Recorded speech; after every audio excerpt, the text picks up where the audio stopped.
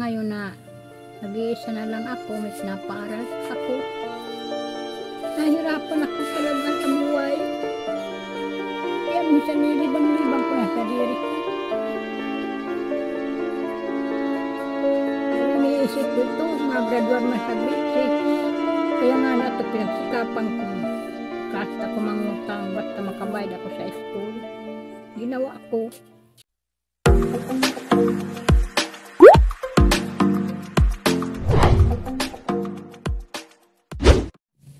Isang mapagpalang araw mga kalingap, mga kababayan, ayan, balikan natin at kumustahin natin itong tatay at nanay ni Angel. Mga kalingap, mga kababayan, tara, samahan nyo ko sa pagpunta sa bahay nila Angel. Let's go. Yan, ito yung daan niya, no? Medyo masikip.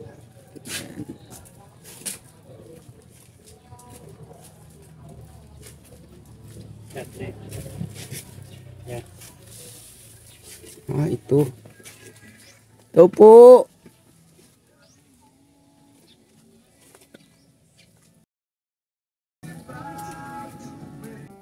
Kumusta tatay?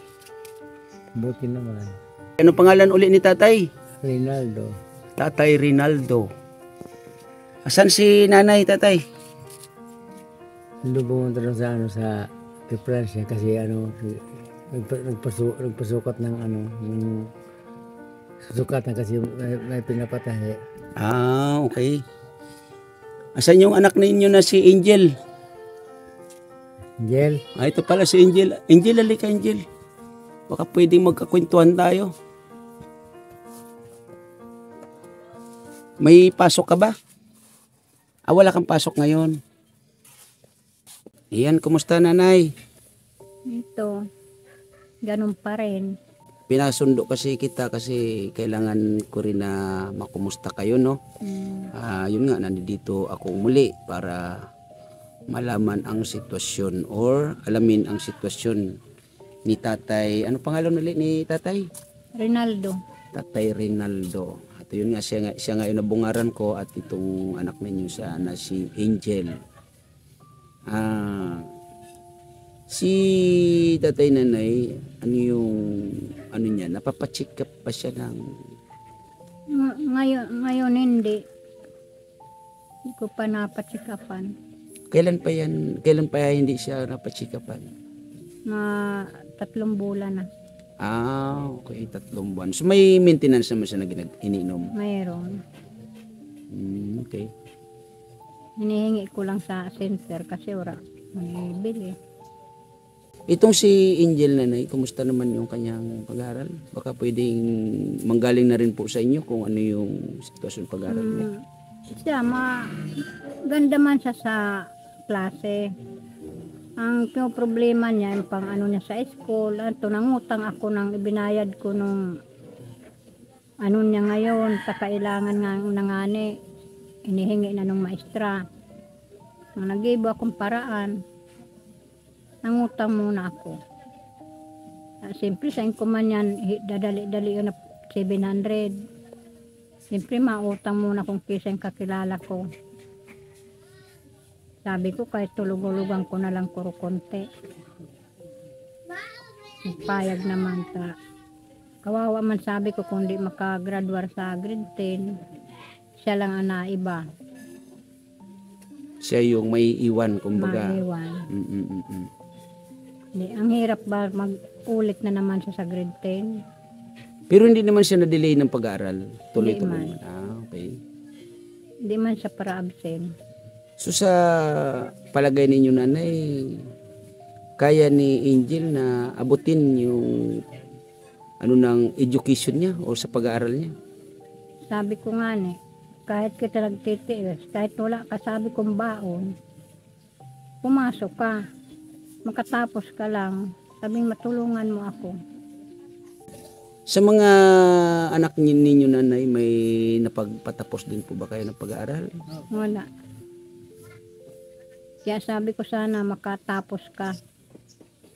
Kasi mga kapatid niya, wala din naman mga trabaho. Nakisama lang dyan sa nag-iisda. Ilan ang anak ninyong babae, nanay? 4. May mga asawa na yung iba. Mayroon na, siya na lang ang wara. Ito si Angel na lang ang dalaga. So, ang anak ninyo ni Tatay Rinaldo ay isa lang. Isa lang. Rinaldo din ang pangaran. Junior. Rinaldo Junior. Okay. So, itong nung nagsama kayo ni Tatay Rinaldo, ilang taon itong si Angel? 2 taon. 2 taon. So, bata pa pala, no?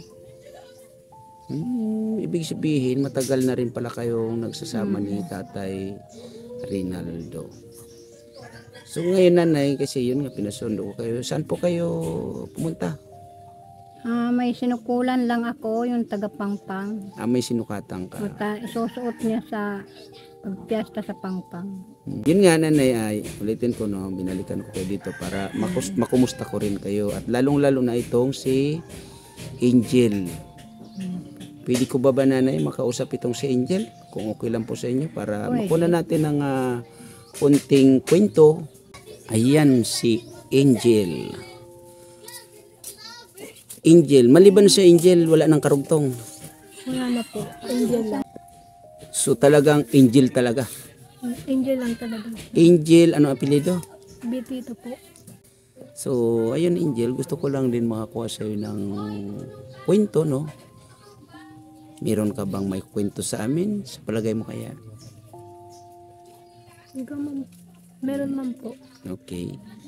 So, gusto kong malaman, Angel, kung yun nga sa pag-aaral mo, makumusta rin namin kung ano ba yung sitwasyon ng pag-aaral mo. Pwede ko bang malaman? Minsan, nag-looban pong walang balon. Pero, siyempre, pag wala man si mama, wala man si mama nagapatay, kaya pa naman po maglag na walang balon. Tapos, So yun nga, Angel, sa pamumuhay ninyo dito, ano naman yung nakikita mo o nararamdaman mo na okay ba? Sa palagay mo ba? Hindi ba kayo nahihirapan? nahihirapan po si mama sa mga tidi po sa balay. Parang so, minsan pag walang ano sang tinay ni mama, parang siyempre minsan walang ulam, tapos parang pang kailangan mo din po mag asin na lang. Tapos siyempre po di na lang po magreklamo, ayun na lang po ang nandun. So dinanas mo ba yung mag-ulam ng asin? Opo. Parang masarap man po siya maski asin lang. Masarap din kahit asin lang. Mga ilang taon kang dinanas niyan? Bata pa po. Buti sa ngayon hindi mo na dinadanas yung ganyan. Okay po. Dinadanas pa rin.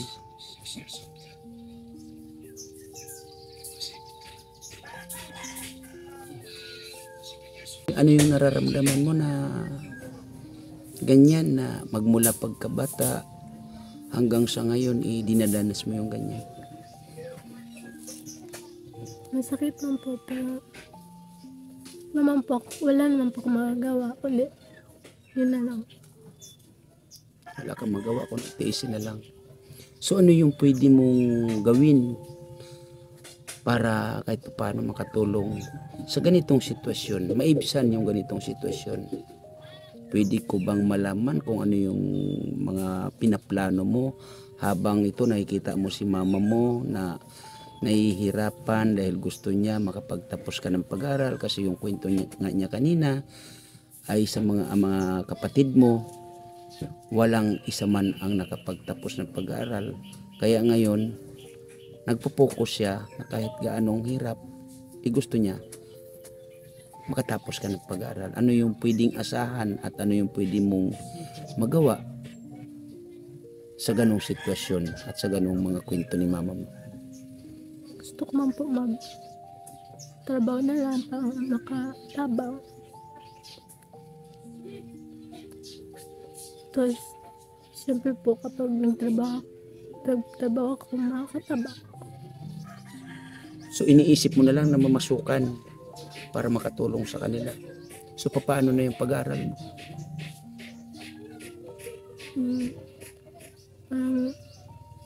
Titigil or di ko po alam.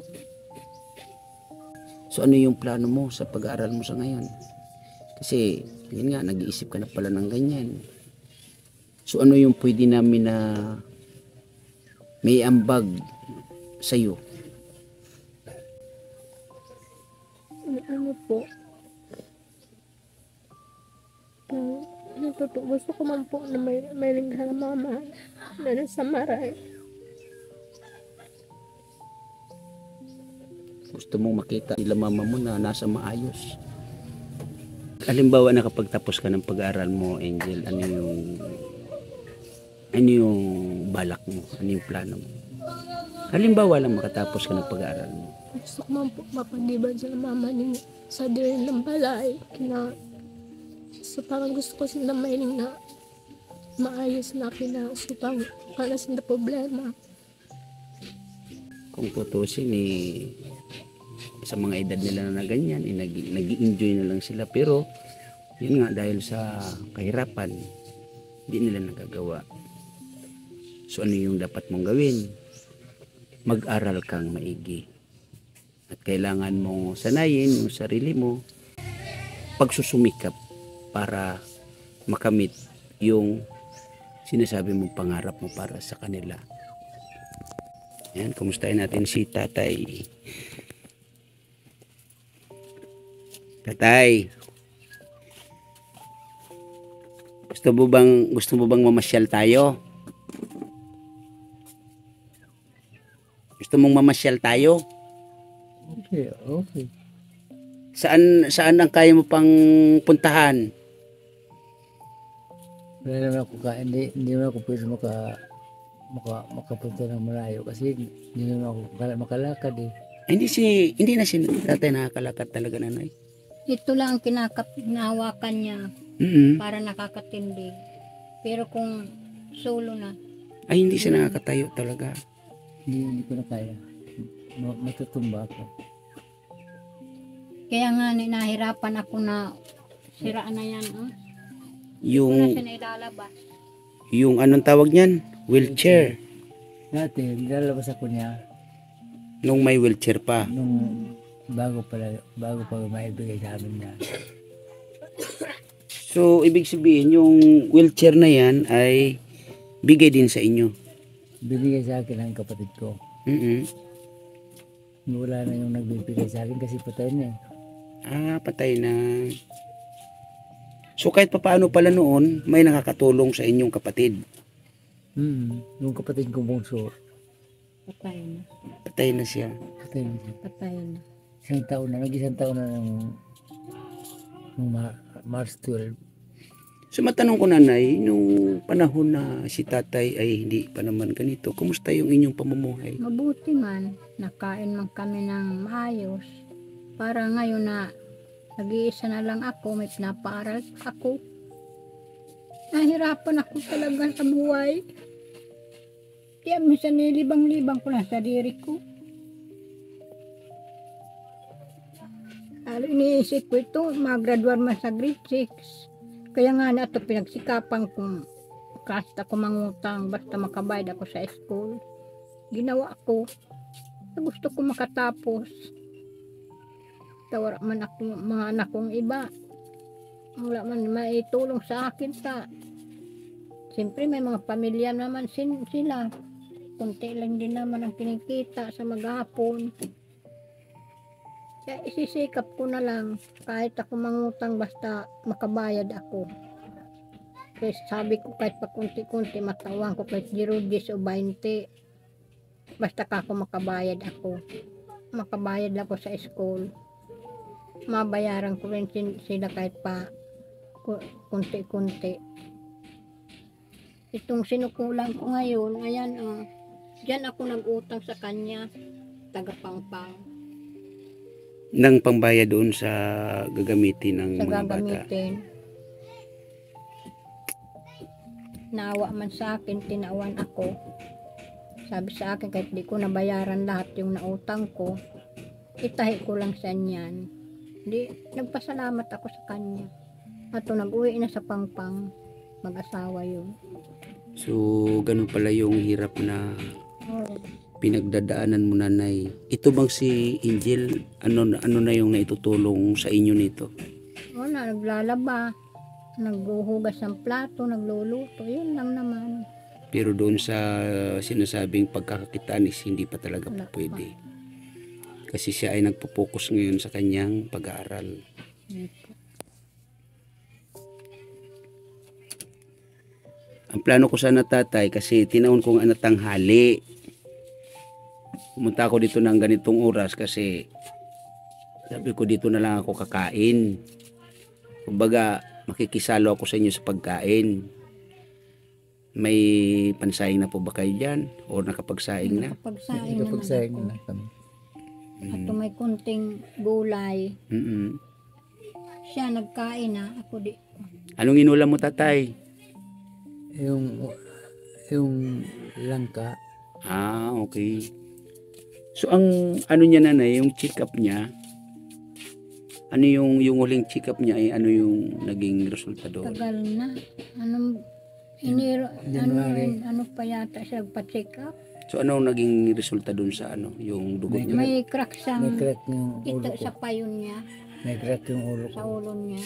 Ano daw ang naging sanay? Bakit nagkaroon? Kasi nung maliit pa siya, nahulugan siya ng nyug ni papa niya, Yung, nakikikuha bagasinda ng nyug. yung nagkukupras yung tatay ko noon. Mm-mm. Di, ako, medyo tumutulong naman ako sa tatay ko noon. Di, para di, pag nakaano doon sa ilog, sa tabi ng ilog, baka umabot yung tubig, may agos yung niyog. Kaya ang ginagawa ko, kinukuha ko, tinatabi ko. Mm-mm. Hindi ko narinig na kukuha pala siya ng buko. Tapos pag kumuha siya ng buko, Mm-mm. bumagsak sa ulo ko. So, bata pa kayo noon, tatay? Bata pa ako noon. Bakit ngayon lang? Sabi ng doktor, habang daw nagtatanda, saka na raramdaman. Kasi Ah, nailing sa ulo yung crack dyan na konti. so ano yung nagiging epekto daw niyan sa ngayon? Nag-ano siya, yung nangingisay siya, gaganyan. Yung para kung nawawala, para Kaya mawawala ang ako ng ginagamot malay. ko pag nagaganyan sa tubig na lang na mainit sa kakating ko. Kasi kung dadalagan ko sa ospital, wala man akong pera, siyempre. Nagawa na lang paraan. So maliban doon sa naging doon sa ni tatay, yung nanginginig siya, yun pa sa pagka-stroke niya yung Hindi man daw sabi ng doktor kasabay sa stroke. Kung sa stroke, tatlong beses lang. Iyan nasa 25 beses na. ay ganun. Mula nung na-stroke siya, naka 20 beses na siya nangisay. So ang pangingisay niya epekto nung doon sa Sa Sa ulo crack sa ulo ko. So ano yung suggestion sa inyo ng doktor, nanay? Kaya sabi sa akin, mainit lang na tubig. Tapos yung Ito ang gamot na inano sa akin na pag iinumin niya sa buto daw niya. Ito, parang kalmante lang. pang Pampakalma, Pagkakalma. Para hindi ako yung manginginig. nanginginig. Tapos nakaano ko yan, nakainom ako yan, medyo maganda-ganda pakiramdam ko. Pag wala na, pag nakalipas na, minsan, kagabi nga, muntik na naman ako manginig eh. Ganun. Kaya ginagawa ko pag mga nararamdaman ko na, kasi naninigas lahat ng itong mga kamay ko, sabi ko, pahingin ng mainit na tubig, uminom ako mainit na tubig, para Bago kumalma, inihilot yan, ang panghilot. para Yun na yun yung at may pangmasahe din siya diyan. Meron ito. ito yung yung Ito. Ipikasin. Yun, pag ano, ako Minsan nagawa ako Ikaw na lang naghihilot-hilot. ako na lang nagilot-ilot para ano, lumambot yung ano, hindi, kasi naninigas yung mga ano, yung ugat. Pero maliban dyan tatay, pag tumitigas yan, wala nang ibang part sa katawan mo tumitigas pa. Para yung puso, yung dibdib ko parang naninikip. Sumisikip. Okay. So, mahirap yung sitwasyon ni tatay nanay na. Oo, ang hirap talaga. Ako nininervous permi pag gabi na sigang hingi ng mainit. Nahiling ko siya na ang mata yung papara tingnan ko basta na minsan ako baga grabe ang ano ko man, Nervyos. Pag narinig ko na yung nagganyan-ganyan na, naninigas na yan. Nagaganyan, ganyan Pati ito, hindi ko na ito Oo. may tuwid. Hindi mo na naitutuwid. Hindi na. Kaya mahirap. So, wala, ano sabi ng doktor? May solusyon pa or ano ba? Ang ano ko ng doktor, matagalan daw kami sa ospital, aanuhin siya yung parang para makalakad. Hindi ko man kayang Titherapy. gastos. Ititherapy siguro. Yun siguro.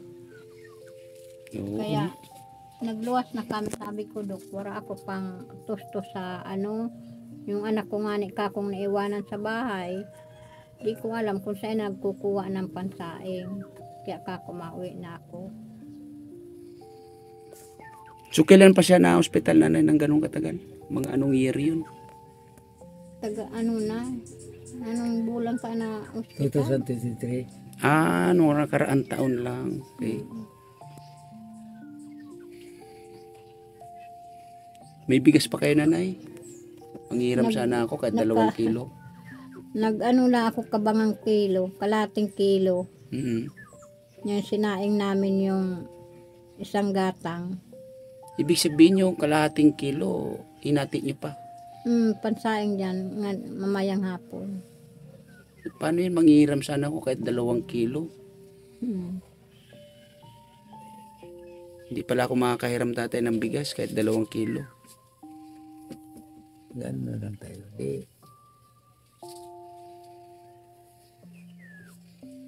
Huwag ka na mag-isip tatay. Wala talaga. Ako magpapahiram sa iyo ng bigas tatay, nanay. Pahiramin ko kayo ng 5 kilong bigas ha.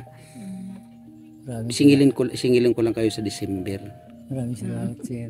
Salamat po. Ayan nanay, tatay, may bigas tayo dito. Salamat po. Ayan. Yan ay galing sa ating mga butihing sponsor na pinaghahati-hati natin yan.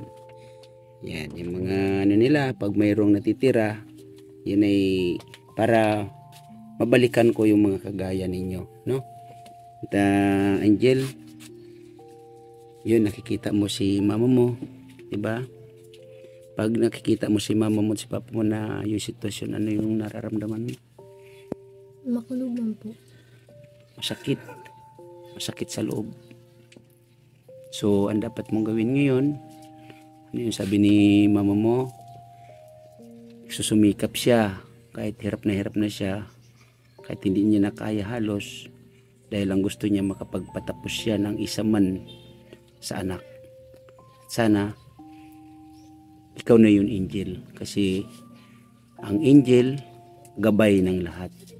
Sana, ikaw yung maging gabay ng mama at papa mo.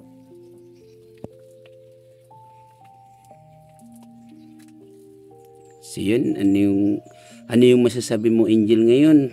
Salamat sa nagbigay. Yun mga kalingap, mga kababayan, kumusta natin si Angel, ano? At ito nga si Angel medyo naging emosyonal kasi may pangarap siya para sa kanyang ina, no? Sana makamit niya ito. Maraming salamat unang-una Kuya Bal Santos Matubang, Ate Edna Vlogs, Kalingap Rap, at shoutout sa lahat ng landing pad ng Lunsol, landing pad ng Gumaka, landing pad ng Davao. Yan, shout out po sa ating lahat.